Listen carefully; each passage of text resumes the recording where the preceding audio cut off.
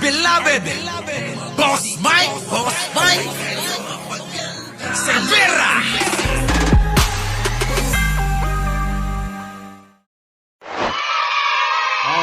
Ito na. Pinuri pa ng Senate President ang Pangulong Marcos sa mga tugon nito sa open forum. Binabati ko si Pangulong Marcos sa kanyang talumpati sa Shangri-La Dialogue, gayon din sa kanyang pagsagot sa mga tanong ng Open Forum.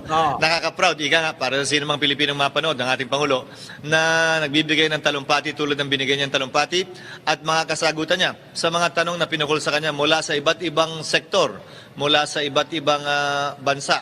Inaasahan ko rin pag nakita kayo mamaya, babatiin ko siya sa kanyang talumpati at sa kanyang open forum sa Singapore Dialogue, sa Shangri-La Dialogue rather.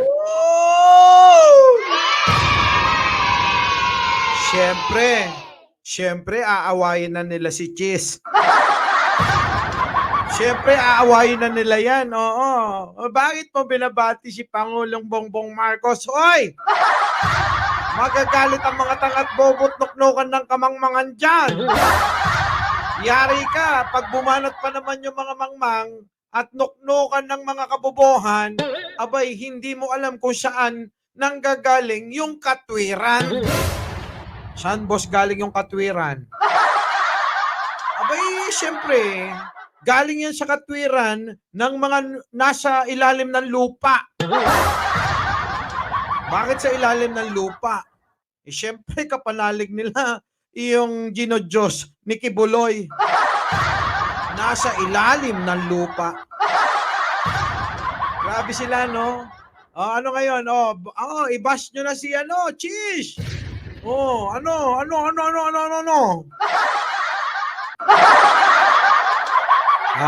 Eto. Pasok. Sa halip na manahimik at hayaan dumaloy ang investigasyon ng Senado at Kongreso, pinili ng mag-amang Rodrigo at Sara Duterte na suporta. Teka. Kaya nyo pa ba? Kaya nyo pa ba?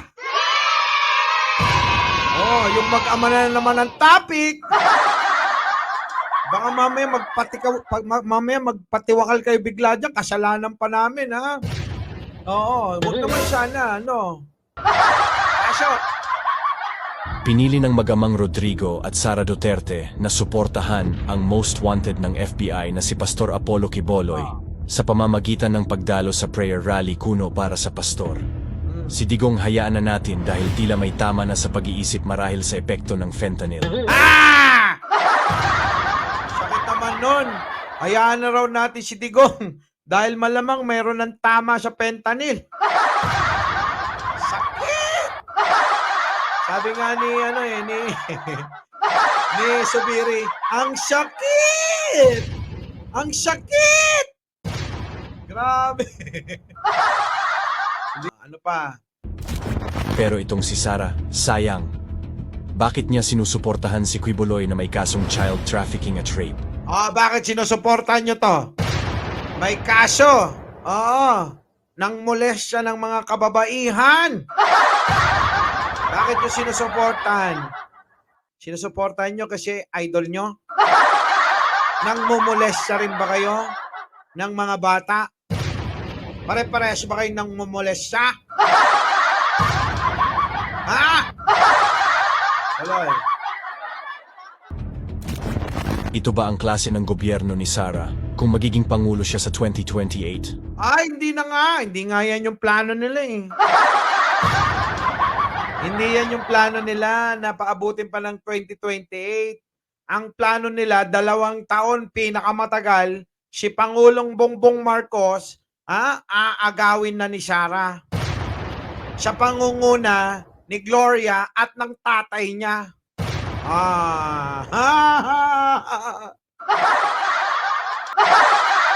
Pasok. Sara administration na ipagtatanggol ang mga rapist, child molester, at human trafficker? Oo nga. Ganyan ba ang gusto niya? Ganyan ang gusto nila. Pinagtatanggol ang mga molester. Pinagtatanggol ang mga manyakis. Pinagtatanggol ang gumagawa ng masama. Grabe.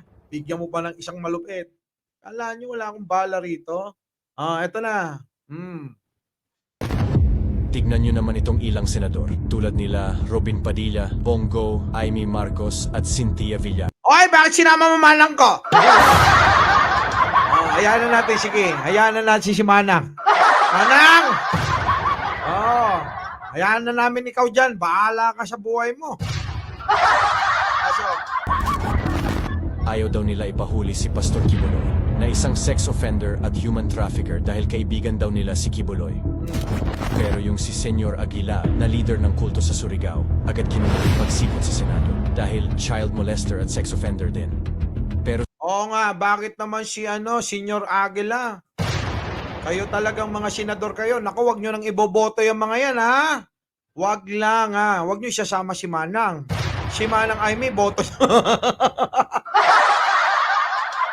Si Manang Aimee ko, maliban sa lahat, wag nyo na iboto.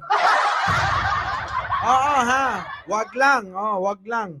Manang Aimee ko, sama nyo, boto nyo.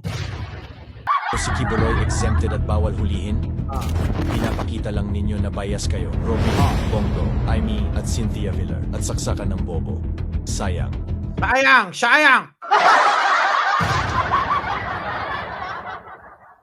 Isa na lang, Boss Mike. Sige na. Isa pa daw. Davao Mayor Baste Duterte, bago mo punahin ang mga opisyal ng bansa, ayusin mo muna ang trabaho mo dyan sa iyong lugar. Sa halip na pumasok ka sa City Hall ng hapon na, bakit di ka pumasok ng maaga? Yan ba naman mo o turo ng tatay mo na mag-antay ang mga tao sa iyo? Huwag mong utusan ang mga barangay captain na huwag magbigay ng Certificate of Indigency kung lalapit ang mga tao sa kalaban sa politika. Di mo na naisip at di ka ba nahihiya sa ibang politiko lumalapit mga constituent mo dahil wala naman na itutulong pamilya nyo sa mga biktima ng bagyo? Bawasan mo kasi ang araw-araw ang pag-surfing, pag-inom ng alak at pag-jujuts. Asikasuhin mo ang mga taga-Davao. Oo nga, hindi mo inaasikaso ang mga Davao. Kaya tuloy, ayun, nagdroga na sila. Oo, 37 ang nagpositibo sa droga. Davao Mayor Baste Duterte, bago mo punahin ang mga opisyal ng bansa, ayusin mo muna ang trabaho mo dyan sa iyong lugar. Oo nga. Sa halip na pumasok ka sa City Hall ng hapon na, bakit di ka pumasok ng maaga? Yan ba naman mo o turo ng tatay mo na mag-antay ang mga tao sa iyo? Oo nga, yan nga. Turo daw ng nanay, magtandam. Wilson Sinton, oo. Grabe, oo. Na-share mo na si Baste. Sinare mo na Nino. Sinare mo na ng tatay niya o nung ni Anino. Si Anino yun eh. Mayor Baste Duterte, bago mo punahin ang mga opisyal ng bansa, ayusin mo muna ang trabaho mo dyan sa iyong lugar. Sa halip na pumasok ka sa City Hall ng hapon na, bakit di ka pumasok ng maaga? Yan ba naman mo o turo ng tatay mo na mag-antay ang mga tao sa iyo? Huwag mong utusan ang mga barangay captain na huwag magbigay ng Certificate of Indigency kung lalapit ang mga tao sa kalaban sa politika. Di mo na naisip at di ka ba nahihiya sa ibang politiko lumalapit mga constituent mo dahil wala naman na itutulong pamilya nyo sa mga biktima ng bagyo? Correct. Bawasan mo kasi ang araw-araw ang pag-surfing, pag-inom ng alak at pag-jujuts. Asikasuhin mo ang mga taga-Davao. Ito na yung mga taga-Davao. Pwesto ang nasa 37 opisyal ng gobyerno sa Davao City na nagpositibo sa drug test. Balita mo ba, Abante, mula kay Charmaine Abong. Ibinunyag ng isang kongresista na 40 kawani ng gobyerno sa Davao City ang nagpositibo sa iligal na droga. Ayon kay House Committee on Dangerous Drugs Chairperson at Congressman Robert Ace Barbers, 37 tauhan ng Public Safety and Security Office ng lungsod ang gumagamit ng bawal na gamot. Dahil dito nanawagan ng kongresista sa PNP at PIDEA na paigtingin ang kampanya sa lungsod na itinuturing ng baluarte ng mga Duterte na kilalang galit sa iligal na droga. Kunyari lang silang galit. Kunyari galit sa droga. Oo, kunyari lang yun. Kunyari lang. Maniniwala naman kayo dyan. Kunyari lang. Diba? Oo, sino pa, Boss Mike? Oo. Ito na. Ito pa? Ito. Para sa inyo to. Nasaan ba yun? Ito. For Quiboloy, ang sigaw ni na Vice President Sara Duterte, ang kanyang amang si ex-President Rodrigo Duterte, sina Senator Bato de la Rosa, Bongo, Robin Padilla, Cynthia Villar at Amy Marcos. Mismong sa Senator Ronald Bato de la Rosa na ang nagbigay ng assurance kay Kingdom of Jesus Christ leader Apollo Quiboloy na titiyakin nilang ligtas ito oras na magpakita sa Senado. Punta ka dito, tingnan natin kung may babalero sa'yo. Andito ako, walang pwedeng makakapatay sa'yo. Pero paano naman ang hustisya sa mga buhay na sinira ni Apollo Quiboloy? Ang mga Mga chika bebe! Mga chika bebe! Ang dami! Siyempre, sasabihin nila, naiingit lang kayo kay Quiboloy kasi maraming tinira eh. Ganun ang mga katwera ng mga tangat bobo eh. Di ba? Di ba? Si Quiboloy, daming tinira. Di ba? Kakatwiran nila yun. Mamaya, tingnan mo, i-comment niya yan dyan. Sabihin nila, naiingit ka lang eh. Kasi, si Quiboloy, ang daming tinira. Chika bebe, kaya lang pinilit niya. Masarap bang tumira ng pinipilit mo? Hindi masarap yun, huy! Hindi masarap tumira ng pinipilit nyo. Sige tuloy. babaeng kanyang ginahasa at ginawang parausan, ang mga babaeng ginawang alila at ibinenta na parang isda. Ay! Grabe! Grabe yung idol nila, Grabe yung idol nila! Ulitin mo nga, Boss Mike. Grabe, ha? Grabe talaga.